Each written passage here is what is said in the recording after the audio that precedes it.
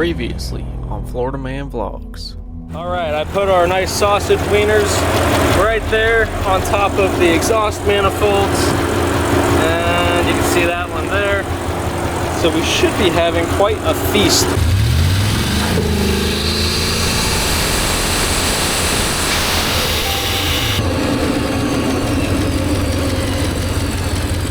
Come on everybody, welcome back to FloridaManVlogs Season 3.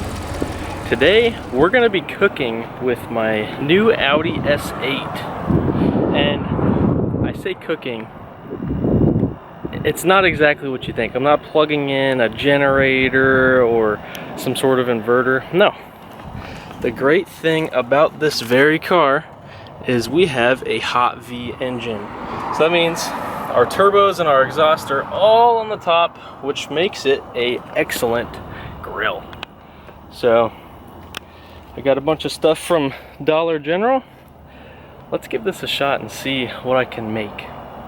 Hell yeah. Get started. Yes, this is my 2013 Audi S8.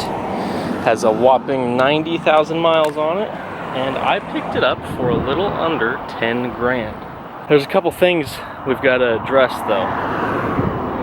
I don't know how I am going to get something onto the top of my turbos here, because these are all oil and coolant lines.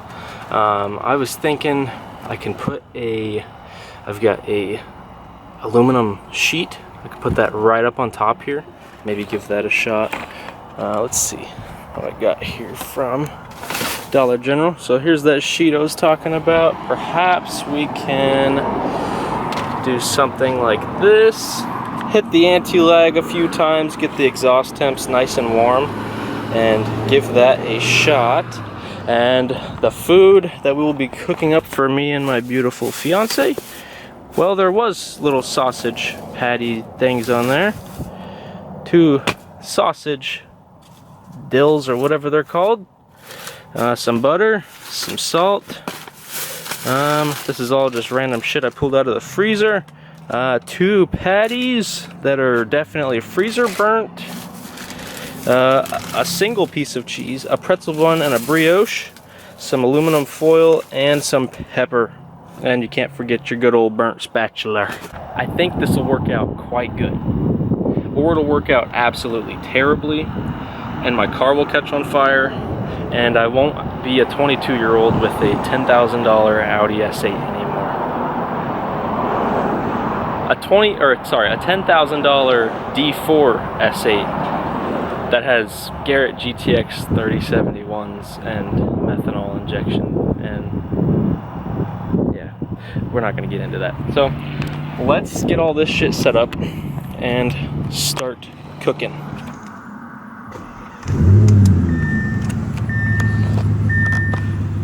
That's exactly what we need. We'll let it get up to temp. We'll preheat our cooking platter up there. Alright, so far we're at 60 degrees Celsius. That's probably somewhere in the realm of like, I'd say probably 140 degrees. That's our coolant temp. Actually, I think I do have an exhaust temp on here. Perfect. So we have our stove temperature right here that you can't see. Come on. 346 degrees Celsius. I would say that's mighty hot. That's probably something like 600 degrees. So I'd say we're about ready to start cooking. So I think I'm gonna start with these patties here. Let's butter up our damn cooking platform.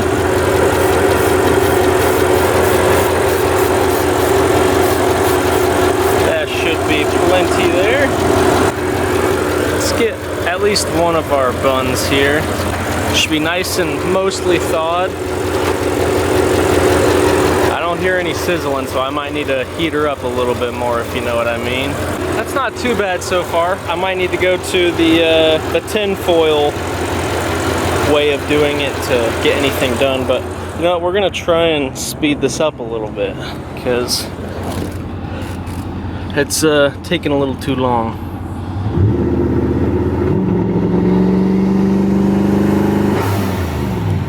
A little bit of anti-lag will probably fix that.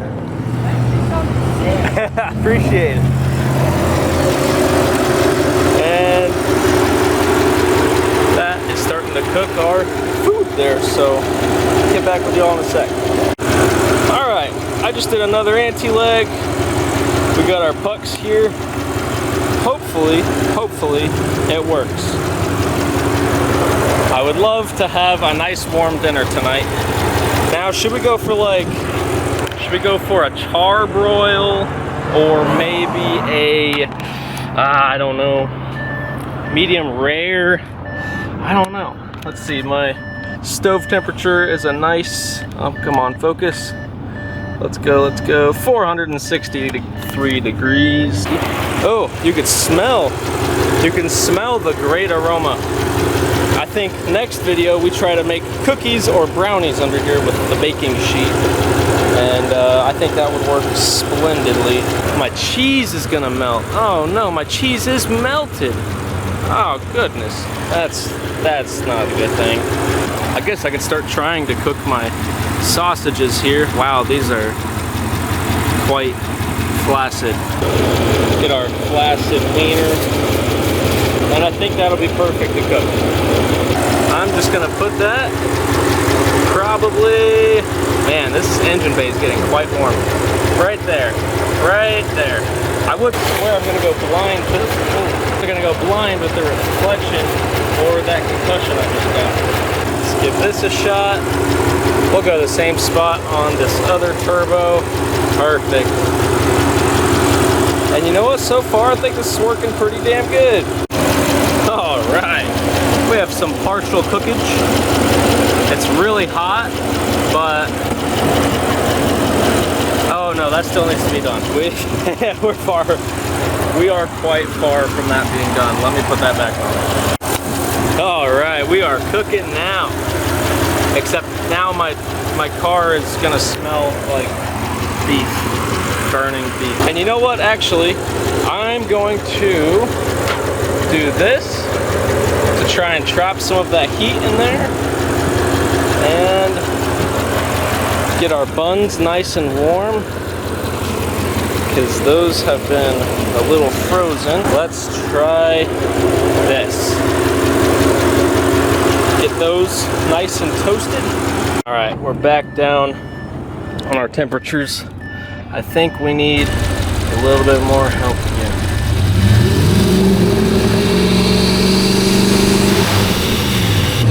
All right, that should be enough. 700 degrees Celsius again. I would see that as like a burst. Yeah, there we go. Now we're cooking again. Hell yeah. Okay, I just got this one out.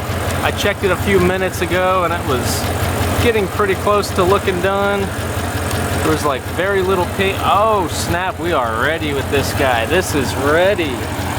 So what I'm gonna do now is I'm gonna wrap that up again, put that side on for just a couple moments, right there. Let that cook. All right, so in total we have done 4 blasts, or 4 anti-lag hits. We actually, on 3 of those, we got to 28 pounds of boost. So I would say the engine got quite hot in the middle of those. Got the wiener cooking, got another wiener cooking, and then this is probably way too hot now. Take that off. That might be done now, so I'll check that out. But let's look at these buns. Perfect, little bit of char, makes everything great. And my cheese should melt perfectly with one of these patties. So let's go ahead, I'll swap over back to that camera and see what we got right there. Go ahead, yeah, bring it on. And let's grab this guy. Oh yeah, we got perfect char there. Alright, let's go. Alright, I'm going to I will let my wife have the one with cheese because I can survive without it. But we will do this. Let's go get our bun. I will have the sacrificial, possibly not completely done, but done. Youch. And then we'll grab this. Boom, right there. Let's see how this tastes. Shot here.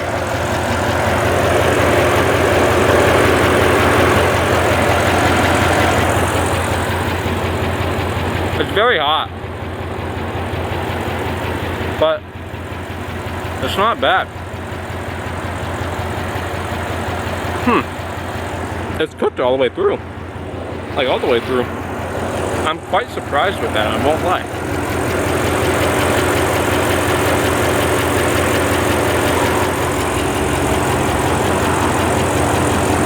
For a very plain burger, it's not bad. Like at all. It's one of the better plain burgers I've ever had.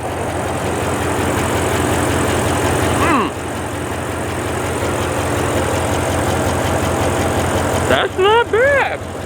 But what about our sausages? I think if they're not done now, I'm just gonna write those off. Yeah, those are not done. Those just look really gross. They look like they're dead fingers. Like, I mean, I know that's what sausages are, it's just dead fingers, but I don't think I'll bother with those. Alright, so our temperatures are 342 and we're shutting her down. Do I think it was victorious? I don't know. That I'm not too sure about. Did we successfully make a burger on the car? Yes. Alright, so now that everything's all shut off, do I think you can cook things on your turbos, on your Hot V?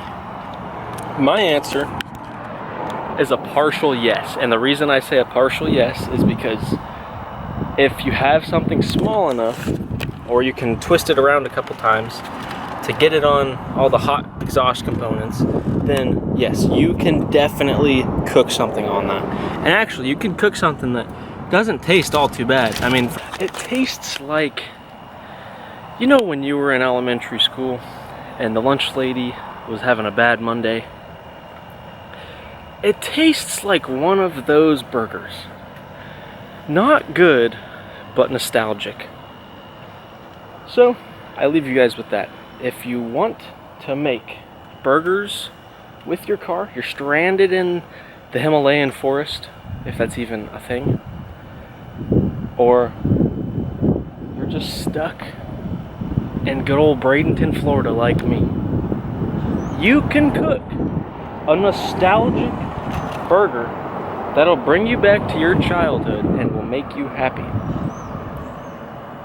Now, I'm gonna get to eating this burger, and I'm gonna get to trying to convince my wife to go on the same nostalgic journey as me. So, see you later. Placards on this black.